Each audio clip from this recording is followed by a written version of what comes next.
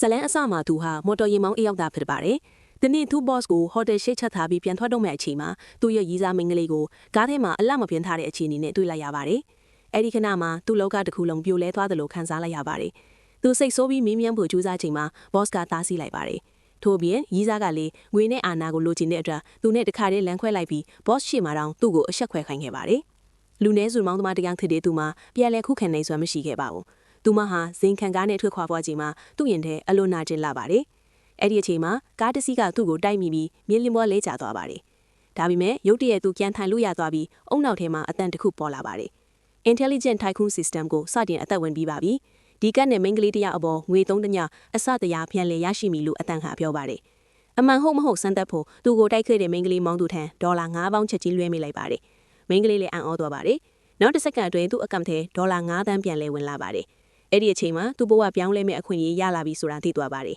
။ကံကောင်းခြင်းကိုယူဆောင်လာပေးတဲ့မိန်းကလေးကိုကျေးဇူးတင်စရာအနေနဲ့ပုံမဈေးကြီးတဲ့ဇိမ်ခံကားတစ်စီးလက်ဆောင်ပေးဖို့ဆုံးဖြတ်လိုက်ပါတယ်။ဒါပေမဲ့ဇိမ်ခံကားရောင်းဆိုင်ကိုသွားတဲ့အခါသူ့ဝတ်ထားတဲ့အလုပ်သမားအဝတ်အစားကြောင့်ရောင်းချသူတွေကမထိုက်မတန်ဆက်ဆံပြီးမလေးစားကြပါဘူး။တစ်စီးတောင်မဝယ်နိုင်ဘူးလို့ဖလောင်ပြောင်းကြပါတယ်။သူ့ဘဏ်အကောင့်ထဲကငွေစီးရင်းကိုပြလိုက်ချိန်မှာတော့အားလုံးအပြုတ်မှုပြောင်းလဲသွားပါတယ်။ပိုပြီးငွေပြန်ရအောင်ဆိုပြီးမိန်းကလေးရောင်းချသူတိုင်းကိုဇိမ်ခံကားတစ်စီးစီဝယ်ပေးဖို့ဆုံးဖြတ်လိုက်ပါတယ်။အဲ့ဒီအချိန်မှာပဲသူ့ရီးစားဟောင်းနဲ့ boss လည်းရောက်လာပြီးလူရှိမှသူ့ကိုထပ်မံအဆက်ခွဲဖို့ကြိုးစားပါတယ်။ဒီနေရာကကားဒီကိုမင်းဝယ်နိုင်မှာမဟုတ်ဘူးလို့ပြောကြပါတယ်။သူမရှင်းပြတော့ပဲ$1 မီလီယံတန်စိန်ခံကားတစ်စီးကိုလက်ထဲကလန်ဒန်နဲ့ထပ်မံဖျက်ဆီးလိုက်ပါတယ်။လူတိုင်းအံ့ဩနေချိန်မှာဒီမှာရှိတဲ့မိန်းကလေးရောင်းချသူတိုင်းအတွက်ကား2စိမ်းထပ်မွေမယ်လို့ကြေညာလိုက်ပါတယ်။သူ့ရဲ့ငွေကြေးအာဏာကိုမြင်ပြီးနောက်ရီးစားဟောင်းက boss ကိုစွန့်ပြီးပြန်လေပေါင်းသိမ့်ကြံလေလို့ပြောလာပါတယ်။ဒါပေမဲ့အရာအလုံးနောက်ကျသွားပါပြီ။အဲ့ဒီရောင်းချသူမိန်းကလေးများအားလုံးသူ့ပတ်လေဝိုင်းလာပြီးသူနဲ့လက်ထပ်ချင်အောင်ပြောကြပါတယ်။ဒီစကားဟာအရှက်ခွဲခံရမှုကနေစွမ်းအားရရှိပြီးဘဝကိုပြန်လေထိန်းချုပ်နိုင်သွားတဲ့လူတစ်ယောက်ရဲ့စိတ်ကူးရင်အောင်မြင်မှုဇာတ်လမ်းတစ်ပုဒ်ဖြစ်ပါတယ်။